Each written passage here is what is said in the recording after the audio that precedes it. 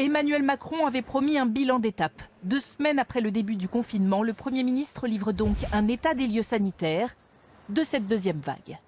Nous observons depuis une semaine un infléchissement du nombre de cas positifs. Nous pensons que le pic de la deuxième vague pourrait être atteint dans nos hôpitaux en début de semaine prochaine.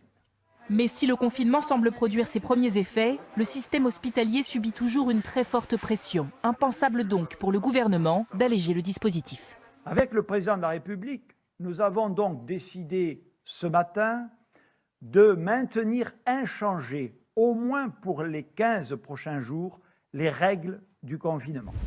Dans ces conditions, l'exécutif donne rendez-vous le 1er décembre aux commerçants qui ont dû fermer, comme les libraires ou coiffeurs, sous certaines conditions. Leur réouverture ne pourrait s'envisager que sur la base d'un protocole renforcé. Cette première étape ne pourra cependant pas concerner d'autres établissements recevant du public où les risques de contamination sont par nature plus élevés, comme par exemple les bars, les restaurants et les salles de sport.